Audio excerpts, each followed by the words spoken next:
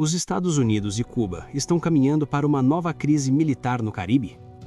No dia 25 de fevereiro de 2026, um barco registrado na Flórida entrou em águas territoriais cubanas nas proximidades de Cayo Falcones. De acordo com o governo de Havana, a embarcação ignorou ordens de interceptação e houve troca de tiros com a guarda costeira cubana. 4 ocupantes morreram, 6 ficaram feridos. Autoridades cubanas afirmam que os disparos começaram a partir do barco. Washington abriu investigação própria e declarou que irá apurar os fatos com dados independentes, sem confirmar a versão divulgada por Cuba. O episódio ocorreu em uma zona historicamente sensível, marcada por tentativas de travessia marítima, interceptações e tensão constante entre os dois países. Mas o que exatamente aconteceu nos minutos que antecederam os disparos? A embarcação partiu da Flórida e, segundo informações preliminares, avançou até a área considerada por Havana como parte de suas águas territoriais. A guarda costeira cubana interceptou o barco e ordenou que parasse. O que ocorreu depois ainda depende de relatos conflitantes. O governo cubano sustenta que houve fogo inicial vindo da embarcação. Autoridades americanas não confirmaram essa narrativa. A troca de tiros foi rápida, mas suficiente para deixar mortos e feridos. O simples fato de haver vítimas fatais em um confronto direto com forças estatais cubanas altera o peso político do incidente. Quando mortes entram na equação, a reação deixa de ser apenas diplomática? A morte de pessoas associadas a um barco registrado nos Estados Unidos cria pressão imediata sobre a Casa Branca. Mesmo sem confirmação de envolvimento oficial do governo americano na ação, o episódio envolve cidadãos ligados ao território dos Estados Unidos e uso letal da força por agentes de outro estado. Esse tipo de evento historicamente produz respostas formais, investigações, declarações públicas e, em alguns casos, medidas de endurecimento político. A pergunta que começa a circular nos bastidores não é apenas sobre responsabilidade, mas sobre resposta. Qual será o tom adotado por Washington? O contexto amplia o impacto. As relações entre ELA e Cuba já vinham marcadas por sanções econômicas, restrições comerciais e retórica firme.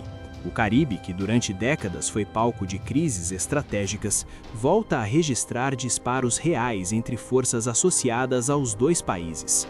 Não se trata de uma crise declarada, mas de um confronto armado com mortos. Quando incidentes desse tipo ocorrem em ambientes já tensionados, o histórico pesa, e a história entre Washington e Havana não é leve. Estamos diante de um episódio isolado ou do início de um ciclo de endurecimento?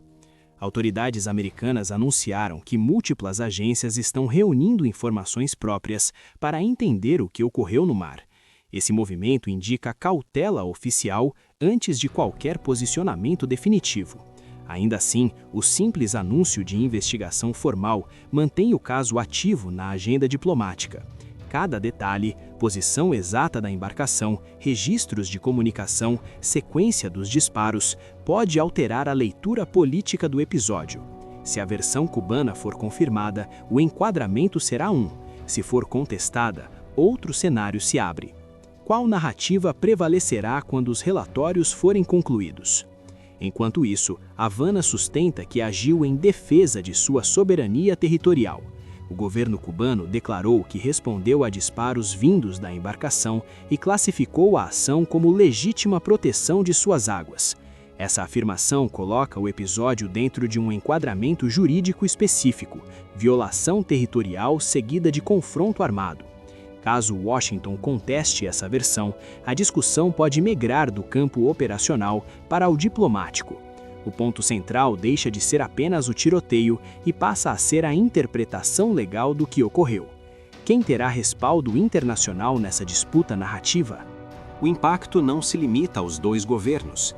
Incidentes envolvendo travessias marítimas entre Cuba e Flórida carregam peso político interno nos Estados Unidos, especialmente em estados como a própria Flórida, onde a questão cubana tem relevância eleitoral e histórica. Mortes em confronto direto elevam o nível do debate público e aumentam a pressão por posicionamento claro.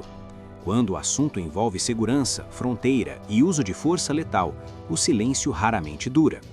Quanto tempo levará até que a resposta oficial seja apresentada?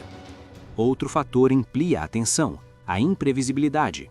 Confrontos armados no mar têm dinâmica própria, com decisões tomadas em segundos e consequências que se estendem por meses.